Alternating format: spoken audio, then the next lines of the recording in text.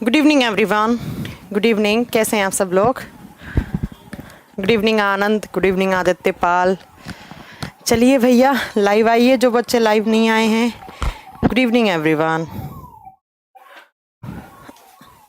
चलो लाइव आ जाओ। सोनी कुमारी आ चुकी हैं, आनंद गिरी आ चुके हैं, मोहम्मद यूसुफ आ चुके हैं, ऋषि प्रकाश आ चुके हैं, हरीश आ चुके हैं। हरीश तो अभी पढ़ भी रहे थे मुझसे, वही हरीश से क्या है। चलो स्टार्ट करें फिर क्लास आज की। कल आपकी क्लास नहीं हुई थी, लेकिन आज क्लास हो रही है और कल भी होगी। कल सैटरडे को भी होगी आपकी क्लास, है ना? कल शनिवार को भी क्लास आपकी होगी।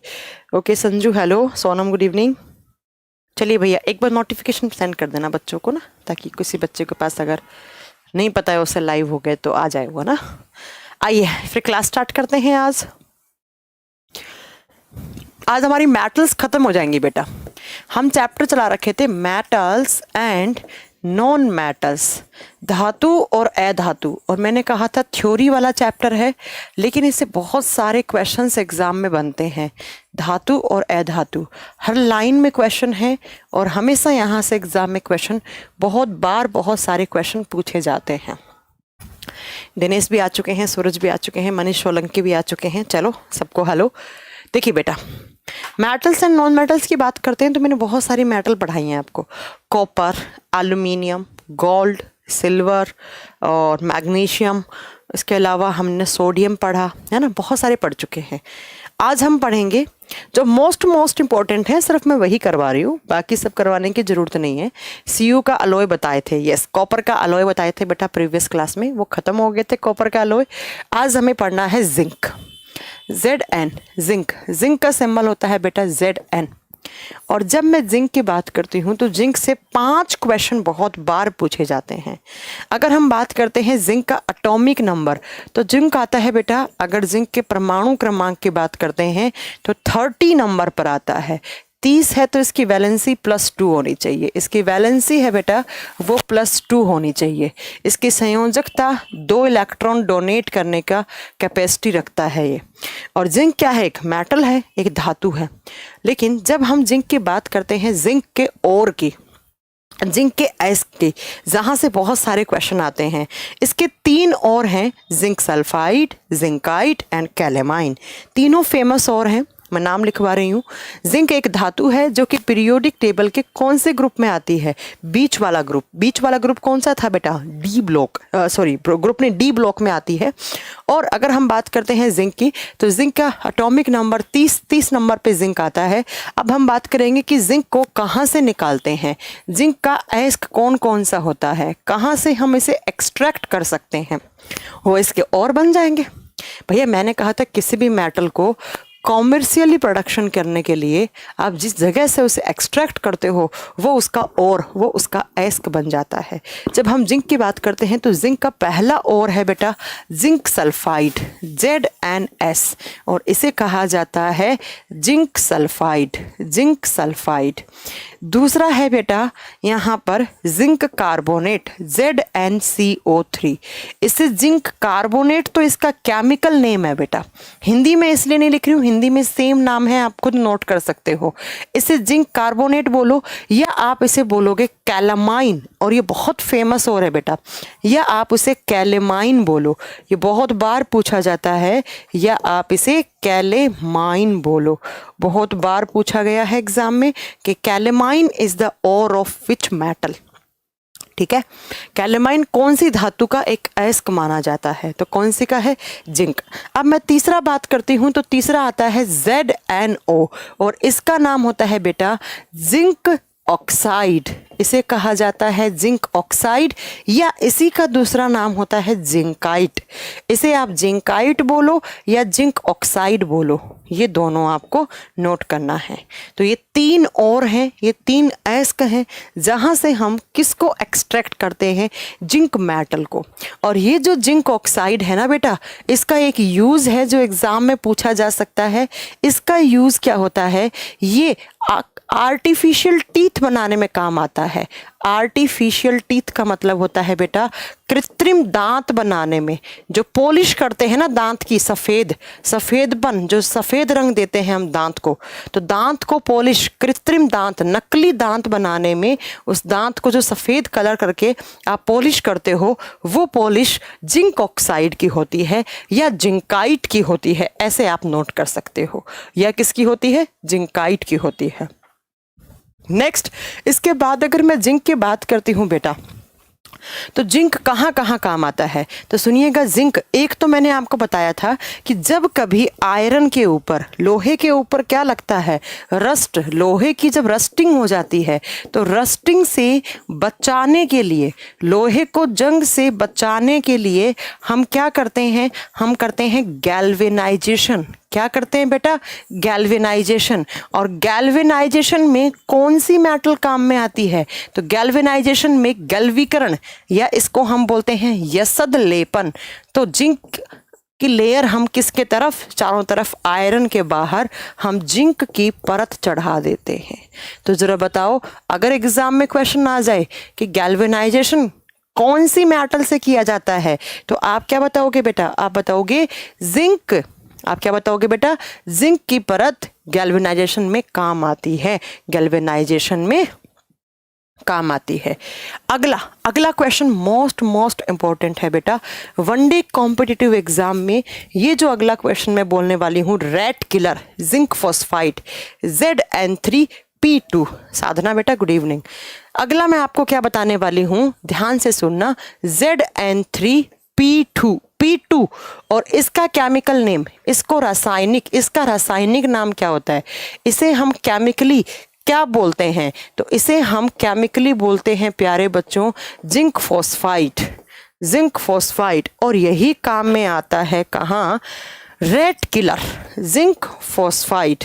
और ये जो जिंक फॉस्फाइड है, ये चूहे मारने की दवाइयों में काम आता है।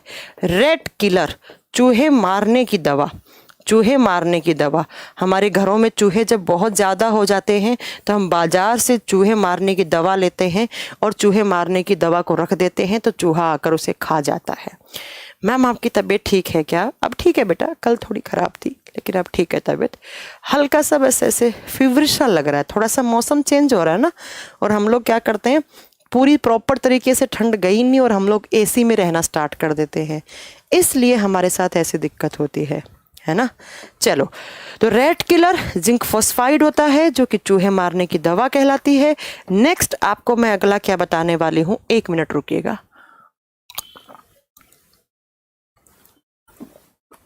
बेटा जिंक सल्फाइड अलग होता है, फॉस्फाइड अलग होता है प्रियंका। जिंक सल्फाइड तो यहाँ लिखा मैम ने ZNS और जिंक फॉस्फाइड यहाँ लिखा है।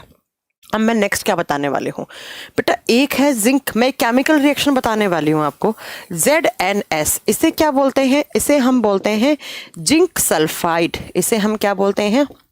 Zinc sulphide.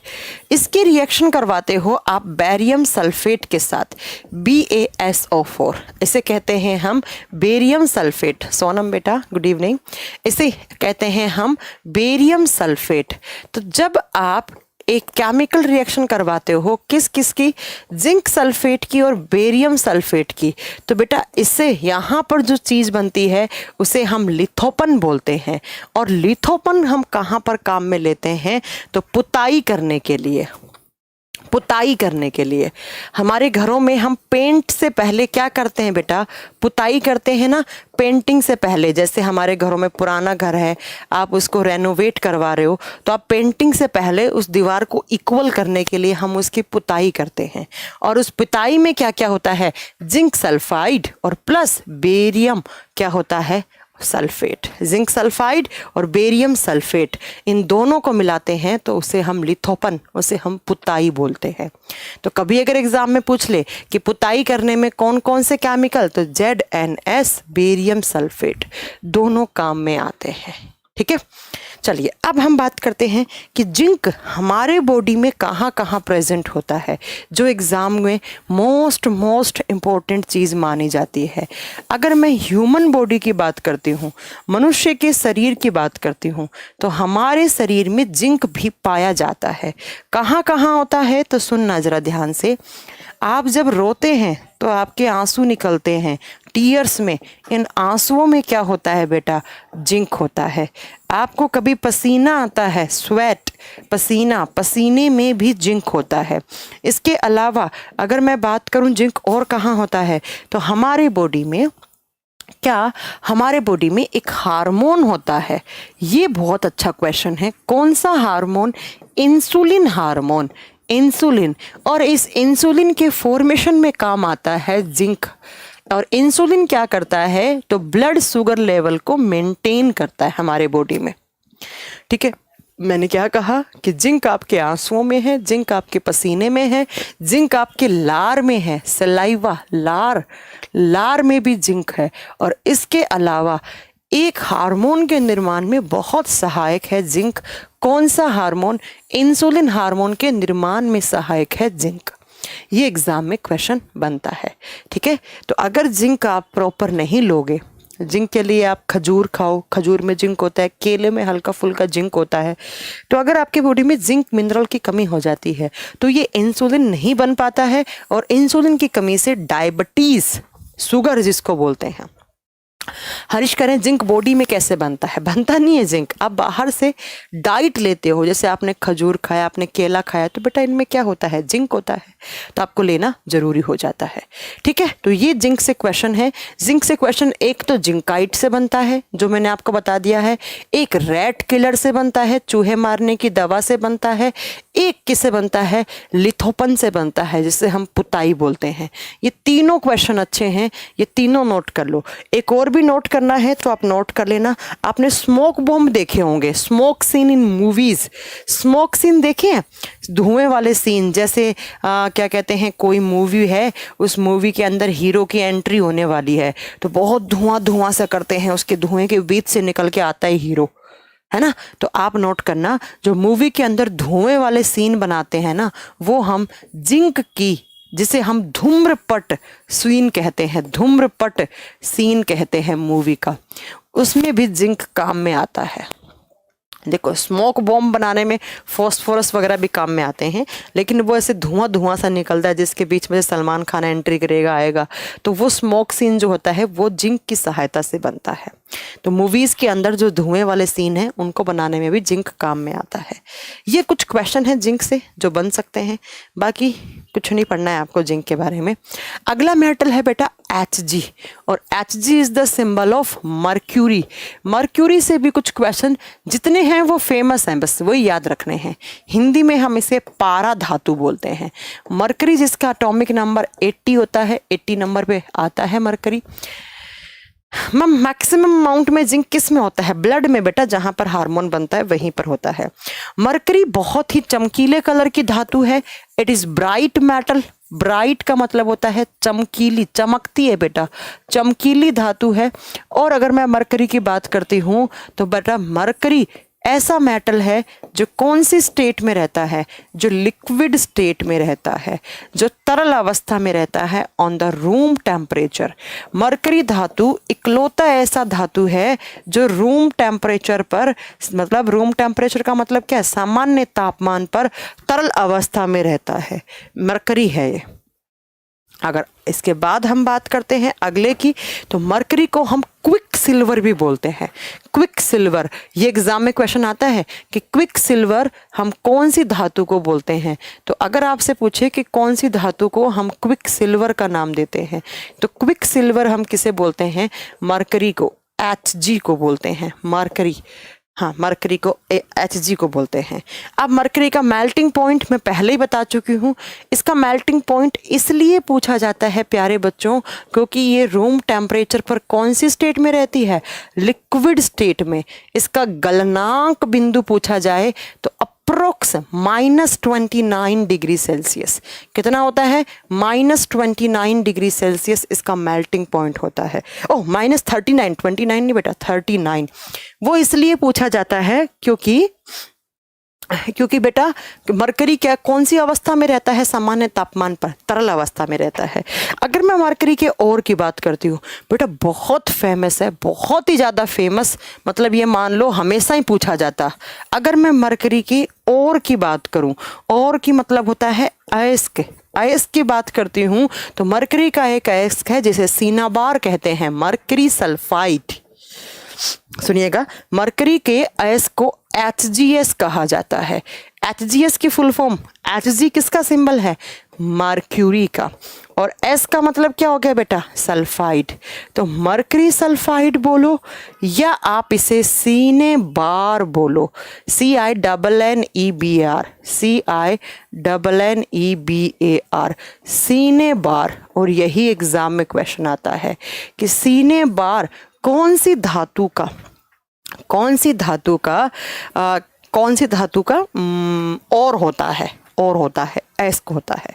तो सीना बार किसके लिए? सीना बार से क्या निकलता है बेटा?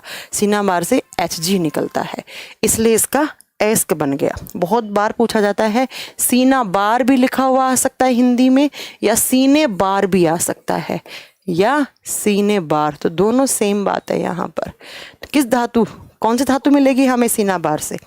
हमें मिलेगी बच्चा मरकरी।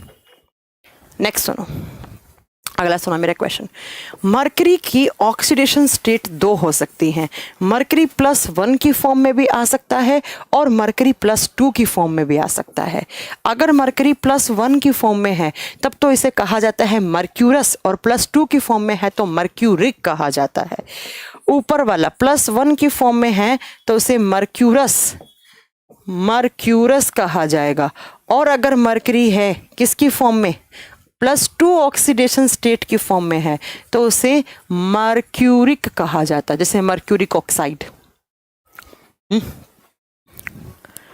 ठीक है बेटा। नीता क्या कह रही? आनंद गिरी कह रहे 3 होता है। 3 क्या कह रहा? 3 क्या होता है बेटा? मेल्टिंग पॉइंट 3 नहीं, -39, melting point -39 degree Celsius. Mercury इकलौता ऐसा धातु है जो रूम टेम्परेचर पर लिक्विड स्टेट में होता है। और मरकरी का और सीना बार, और मरकरी अगर +1 की फॉर्म में अगर एग्जाम में पूछ ले तो उसे क्या कहेंगे? मर्क्यूरस। +2 की फॉर्म में है तो मर्क्यूरिक कहेंगे। नेक्स्ट मेरा क्वेश्चन, अगला क्वेश्चन ध्यान से सुनना, मैंने क्या बोला है। मरकरी को लोहे के पात्र में रखा जाता है क्योंकि ये किसी अदर मेटल के साथ रिएक्ट करके अमलगम बनाती है। आपको पता है हवाई जहाज में मरकरी ले जाना अलाउड नहीं होता है। मैंने कहा जो मरकरी है, Hg है, इसे हमेशा और हमेशा कहाँ रखा जाता है? आयरन में। आयरन मतलब लोहे के पात्र में। कोई भी ऐसा पात्र जो लोहे का बना हुआ है उसके अंदर, जैसे ये लोहे का पात्र है, ये आयरन है, इसके अंदर मरकरी रखी जाती है। क्यों रखी जाती है? क्योंकि अगर मरकरी को आपने लोहे में नहीं रखा तो ये जो मरकरी है ना, वो किसी अदर मेटल के साथ, अदर मेटल का मतलब होता है अन्य धातु, जैसे एल्यूमिनियम, जैसे कॉपर, इनके साथ क्या कर देती है? रिएक्ट करके, इनके साथ अभिक्रिया करके अमलगम बना देती है, अमलगम बना देती है। इसीलिए मरकरी को हमेशा और हमेशा किसके अंदर रखा जाता है? लोहे के बर्तन में, लोहे के पात्र में। Most most most important question for one day competitive exam, बहुत बार पूछा गया ये क्वेश्चन। मरकरी कभी भी एयरपोर्ट पर अगर आप जाओगे, आपके पॉकेट में मरकरी होगी ना बेटा, तो वो एयरपोर्ट पे आपकी जब पॉकेट की चेकिंग करेंगे तो मरकरी मिल जाएगा तो वो वहाँ पर रख लेंगे। हवाई जहाज़ में मरकरी ले जाना बिल्कुल भी अलाउड नहीं होता है। क्यों नहीं होता है? क्योंकि बेटा हवाई जहाज़ के बॉडी किसका बना हुआ होता है? मैंने कहा था बेटा कि हवाई जहाज़ किसका बना हुआ होता है, याद है तुम लोगों को? डेल्यूरियम, मैंगनलम, डेलूरियम, एल्यूमिनियम की बनी हुई होती है हवाई जहाज की बॉडी। तो एल्यूमिनियम के साथ तो बहुत जल्दी रिएक्ट करेगा और अमलगम बना देगा। इसलिए हवाई जहाज में कभी भी मरकरी ले जाना अलाउड नहीं होता है। ठीक है, ये बता दोगे आप। अगर मैं बात करती हूँ, मरकरी ना तो पानी के साथ अभिक्रिया करता है ना किसी बेस के साथ। अगर आपसे एग्जाम में ऐसे क्वेश्चन पूछ ले कि अगर देखो कैसे कभी कभी कभी क्या करता है एग्जामिनर कंफ्यूज करने के लिए Hg प्लस कोई बेस देगा। बेस का मतलब होता है कोई भी क्षार, सोडियम हाइड्रोक्साइड, पोटेशियम हाइड्रोक्साइड, कुछ भी हो सकता है। ये आपको बोला Hg, मरकरी को पानी में डालो और बोलेगा यहाँ क्या बनेगा, तो आपको नोट करना है नो रिएक्शन, कोई रिएक्शन ही नहीं होगी। पानी के साथ अभिक्रिया ही नहीं करता है मरकरी, मरकरी से रिप्लेस ही नहीं कर पाता है या रिएक्शन हो ही नहीं पाता है। और मरकरी को हमेशा और हमेशा लोहे के पात्र में रखा जाता है क्योंकि अन्य धातु के साथ रिएक्ट करके बहुत जल्दी अलोय बनाकर या अम्लगम बना देगा। इसलिए मरकरी को हमेशा किस में रखा जाता है बेटा, आप बताओगे, लोहे के पात्र में। और मरकरी का अगर मैं एक बात कंपाउंड की बात करती हूँ तो मर्क्यूरस क्लोराइड, जिसे कैलोमल कहा जाता है, एक कंपाउंड इसका बहुत इंपॉर्टेंट है बेटा। एक कंपाउंड है HgCl2 और इसे कहा जाता है, ये मरकरी का कंपाउंड है, ये मरकरी का कंपाउंड है, मरकरी का यौगिक है HgCl2। इसे कहा जाता है Hg2Cl2 मर्क्यूरिक +2 की फॉर्म में है ना, तो मर्क्यूरिक लिखा जाएगा, मर्क्यूरिक क्लोराइड। और ये कंपाउंड काम आता है बेटा, एक दवा होती है कैलोमल, कैलोमल, कैलोमल मेडिसिन आती है, दवाई आती है, उसे बनाने में काम आता है। कैलोमल दवाई अगर आपने कभी देखी हो तो कहीं कहीं कट जाता है, किसी इंसान को गर्म लग जाता है तो वहाँ पर कैलोमल दवाई लगाई जाती है। कभी अगर आपने सुना हो तो इसके नाम के बारे में। तो मरकरी और कहाँ काम आती है बेटा, मरकरी ट्यूबलाइट में भरी जाती है। मरकरी के यूज की बात करोगे तो बहुत यूज है मरकरी के। मरकरी ट्यूबलाइट में होती है, ट्यूबलाइट में मरकरी वेपर के साथ आर्गन या नियोन गैस रहती है। ट्यूबलाइट के अंदर मर्क्यूरी वेपर, जिसे हम बोलते हैं पारावास्प, पारावास्प, और इसके साथ नियोन या आर्गन गैस में एक गैस रहती है। और मरकरी कहाँ काम आती है बेटा, थर्मामीटर, जिससे आपके बॉडी का क्या मेजरमेंट करते हैं, तापमान। बैरोमीटर, बैरोमीटर कहाँ काम आता है बेटा। और एक और होता है स्फिग्मोमैनोमीटर,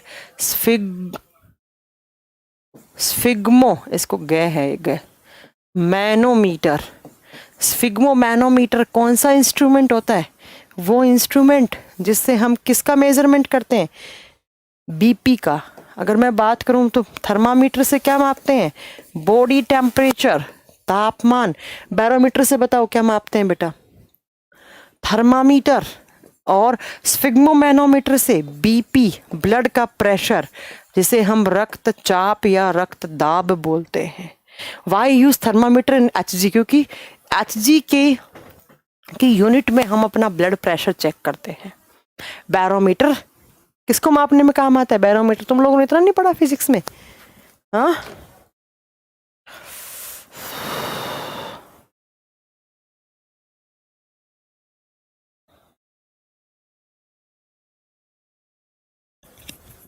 बैरोमीटर क्या काम करता है, एयर प्रेशर, एटमॉस्फेरिक प्रेशर नापने में काम आता है। बहुत बढ़िया, atmosphere pressure, ATM, atmospheric pressure के मेजरमेंट में काम आता है बैरोमीटर।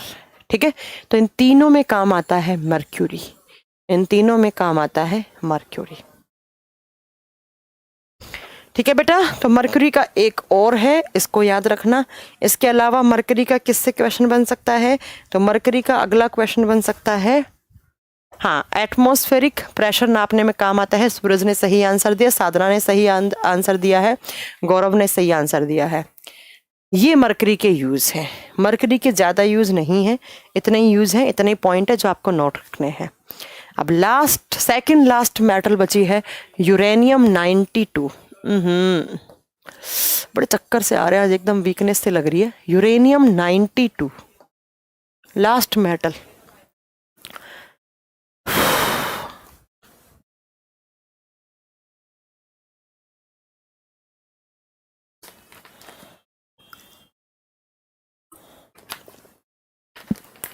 हाँ जी,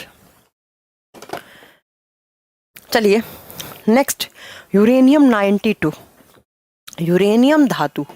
अगर मैं बात करती हूँ तो यूरेनियम क्या होता है, एक रेडियो एक्टिव एलिमेंट होता है।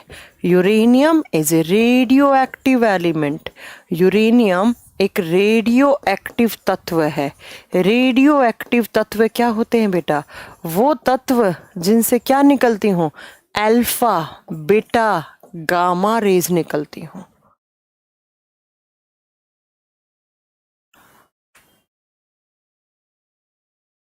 है ना। अच्छा आनंद, आप पुराने स्टूडेंट हो बेटा, बहुत बढ़िया। यूरेनियम 92 एक रेडियो एक्टिव एलिमेंट है। और रेडियो एक्टिव एलिमेंट क्या होते हैं, वो एलिमेंट जिनसे अल्फा बीटा गामा रेडिएशंस का एमिशन होता है, जिनसे अल्फा बीटा गामा रेज लगातार निकलती रहती है। इसीलिए और गामा रेज हमारे शरीर के लिए बहुत नुकसानदायक होता है, इसलिए यूरेनियम बहुत नुकसानदायक है बेटा। अगर मैं बात करती हूँ यूरेनियम कहाँ से मिलता है, तो यूरेनियम का और यूरेनियम का अयस्क बहुत फेमस है। फेमस का मतलब स्टार। और कौन सा, तो पिच ब्लेंड। पिच ब्लेंड इसका और जो है इसे कहा जाता है पिच ब्लेंड। Pitch blend. एक बच्चे ने मुझसे कल परसों एक क्वेश्चन पूछा था येलो केक के बारे में, तो मैंने उसे कहा था आगे आएगा तब बताऊंगी, तो बेटा आज बताऊंगी मैं आपको। हाँ जी, यूरेनियम बेटा कहाँ से निकलता है, पिच ब्लेंड से। अगर मैं बात करती हूँ यूरेनियम का यूज, आप सब जानते हो यूरेनियम क्या कार्य करता है। यूरेनियम का काम क्या है, यूरेनियम काम करता आता है बेटा एज ए फ्यूल। फ्यूल का मतलब होता है ईंधन। अब ईंधन गाड़ियों में भरने वाला ईंधन नहीं है, ये बेटा काम आता है एटॉमिक बॉम्ब बनाने के लिए। एटॉमिक बॉम्ब, एटम बॉम्ब बनाने में काम आएगा, परमाणु बम बनाने में, परमाणु बम।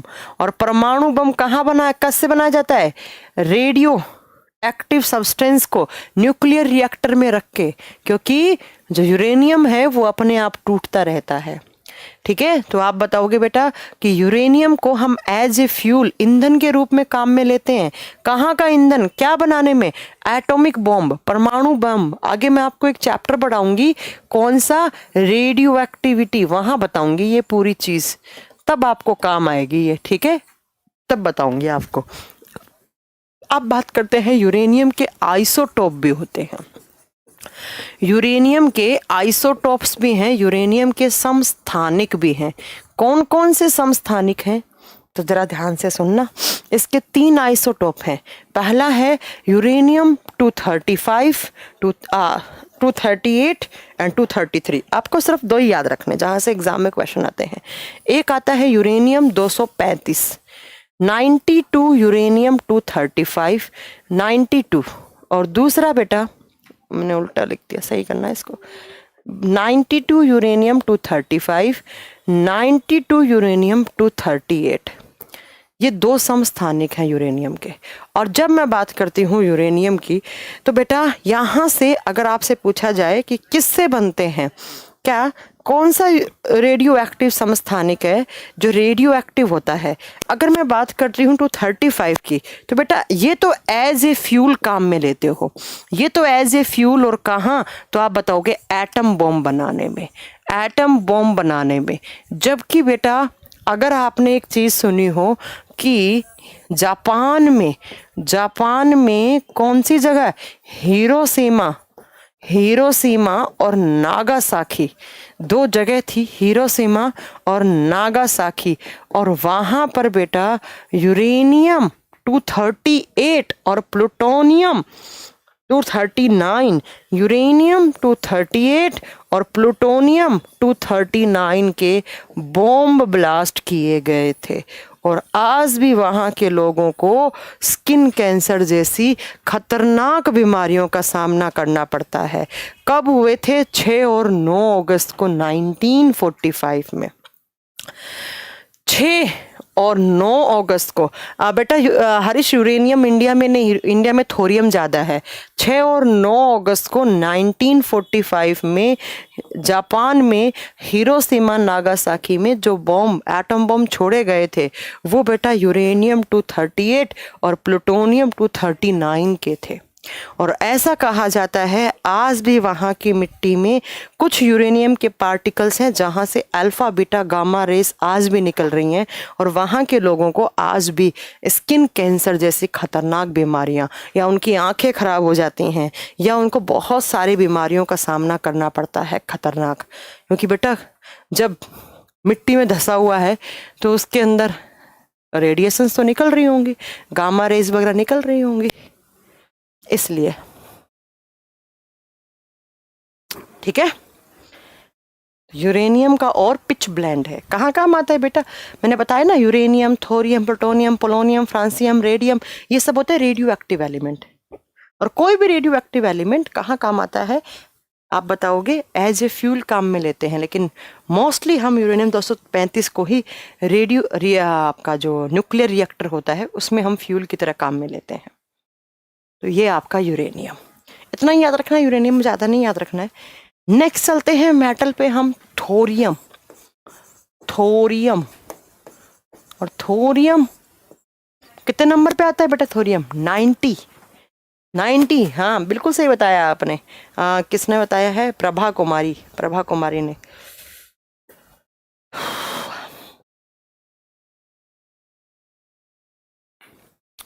बस यार आज ना मुझे थोड़ा सा अच्छा नहीं लग रहा, घबराहट सी हो रही है, अभी इतना ही पढ़ाऊंगी, कल पढ़ाऊंगी, ठीक है? आज मैं बहुत टायर्ड फील कर रहा हूँ, ऑफ कर दो। गौरव कुमार कह रहे हैं तुमसे कई गुना ज़्यादा मुझे लग रहा है आज, पता नहीं क्या हो गया, एकदम चक्कर से आ रहे हैं। कल भी तबीयत ठीक नहीं थी और आज भी थोड़ा सा तबीयत ढीली सी है। ठीक है, आज मैंने पढ़ाया है वही 35-40 मिनट पढ़ाया है, इतना पढ़ लो, कोई बात नहीं। कल मैं एक्स्ट्रा लगवा रही हूँ आपकी, सैटरडे को कल पढ़ाऊंगी इससे आगे। देखो मेटल में सिर्फ थोरियम बचा है, अगर कहोगे तो मैं ये करवा भी दूंगी, नहीं कहोगे तो छोड़ भी दूंगी, है ना? तो कल बेटा, कल हम हाइड्रोजन के बारे में बात करेंगे। हाइड्रोजन के बाद हम थोड़ा सा कल बात करने वाले हैं किसके बारे में? ऑक्सीजन के बारे में, नाइट्रोजन के बारे में, ये सब बात करेंगे, ठीक है? चलो बस आज इतना ही है।